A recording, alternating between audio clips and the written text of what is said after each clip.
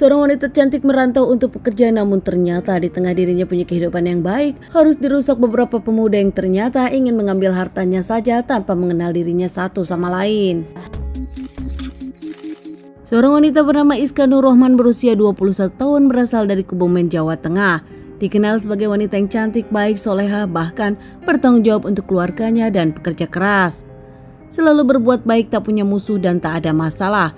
Keluarga pun merasa kalau Iska baik-baik saja. Hingga saat mendengar berita ini, keluarga nampak tak bisa membendung kesedihannya. Usai lulus sekolah, Iska pun ingin membantu orang tuanya dengan cara merantau ke Bekasi untuk mencari pekerjaan. Bahkan akhirnya dirinya pun mengontrak di Bekasi. Di kampung Tegal Gede pindah dari kampungnya, Iska pun baru 2 tahun. Iska yang baru 2 tahun ngontrak di sana pun jarang bersosialisasi. Kehidupan Iska hanya bekerja dan istirahat. Iska sendiri menjadi karyawan di daerah Cikarang. Dari kontrakan ke tempat kerja memang cukup jauh. Iska harus berjalan kaki dulu hingga akhirnya dirinya menemukan tempat ojek. Iska yang hanya kerja untuk keluarga, saat libur dirinya istirahat dan beres-beres kontrakan saja. Iska bahkan sendirian di Bekasi, tak ajak keluarga, tak ada teman yang dekat dengan Iska. Namun meski begitu, menurut teman-teman kerja Iska dikenal sebagai wanita yang ramah dan selalu sering bersama mereka. Begitu juga menurut para tetangga, Iska yang disebutkan sering senyum, tak pernah ada masalah dengan mereka. Meski sosialisasinya kurang, namun Iska di sosial media cukup aktif, bahkan dirinya punya banyak followers. Iska juga kerap memposting kehidupannya di sosial media dan dirinya pun banyak teman-teman di sosial media. Iska sendiri nampak punya kehidupan pribadi. Para follower di sosial media Iska pun cukup kaget saat menemukan dan mendengarkan berita tentang Iska. Mereka semua mendoakan Iska dan keluarga. Tiba-tiba Iska mendapatkan musibah tak terduga saat dirinya mau bekerja di subuh hari jam 5 pagi. Saat itu Iska jalan ke jalan besar dengan kegiatan seperti biasa. Setelah sampai depan, Iska pun ke pabriknya dengan menggunakan ojek. Namun tanpa Eka tahu, di tempat lain ada beberapa pria yang nampaknya dibubarkan pihak yang berwajib terkait tawuran. Saat itu para pemuda pria itu pun langsung berhamburan meninggalkan tempat tawuran tersebut. Namun tanpa Iska sadari, ada 3 lelaki yang bersepeda motor tak ada tujuan, hingga akhirnya saat dirinya dibubarkan tawuran, lebih memilih mencari korban, jalan-jalan ke suatu tempat untuk mencari orang yang bisa dirampok.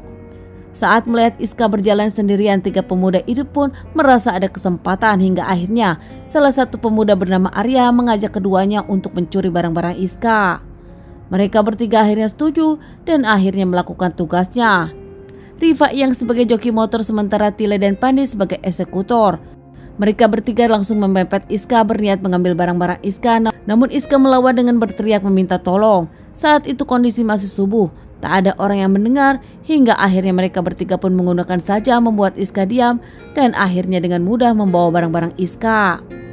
Di tas Iska sendiri ada handphone, emas dan juga uang Iska. Usai melakukan kejahatan tersebut, mereka pun langsung kabur begitu saja. Ternyata teriakan Iska pun kedengaran salah satu rumah yang tak jauh dari jalan. Tak lama warga tersebut keluar dan melihat Iska dengan kondisi yang tragis. Warga pun langsung berteriak meminta para tetangga sebelah langsung berdatangan. Hingga akhirnya kejadian ini pun dilaporkan kepada pihak kepolisian dan tak lama pihak kepolisian pun datang untuk menyelamatkan Iska. Saat itu menurut para warga, mereka tak bisa mengejar pelaku dan tak bisa menolong Iska karena ternyata pelaku membawa senjata tajam. Pihak yang berwajib pun membawa Iska ke rumah sakit untuk dilakukan perawatan, namun ternyata di perjalanan Iska tak tertolong menghembuskan napas terakhirnya. Para warga mengaku ketakutan saat ada begal dan tak bisa mengejar para begal. Polisi akhirnya menyelidiki kasus ini. Polisi pun menemukan 3 pelaku dari CCTV yang dimiliki para warga di tempat tersebut. Hingga akhirnya dengan kerja keras pihak yang berwajib menemukan 3 pelaku remaja yang membawa parang tersebut.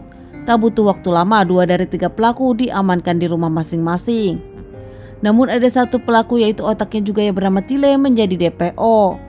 Saat diamankan, kedua pelaku mengaku iseng dan memang berencana hanya merampok Iska, tak menghabisi Iska. Saat Iska berontak dan teriak-teriak minta tolong, mereka panik hingga akhirnya menghabisi nyawa Iska. Mereka pun akhirnya disidangkan dalam persidangan yang sama. Mereka sendiri divonis 15 tahun penjara karena keduanya terbukti bersalah melakukan tindak pidana. Keluarga Iska sendiri tak menyangka sang anak yang ingin membantu perekonomian keluarga dengan merantau harus pulang ke kampung halamannya tinggal nama dihabisi pemuda pengangguran yang hanya ingin hartanya saja. Sempat ada pemberitaan yang menyebutkan kalau salah satu di antara bertiga ini naksir kepada Iska, bahkan sempat berpacaran dengan Iska. Namun dari pelaku sendiri membantahnya. Menurut pelaku, mereka tak mengenal Iska, hanya korban random saja. Teman-teman, sekian dulu bahasan kasus yang aku bawakan kali ini. Semoga ini bisa dijadikan pelajaran untuk kita semua dan ditunggu bahasan kasus-kasus selanjutnya.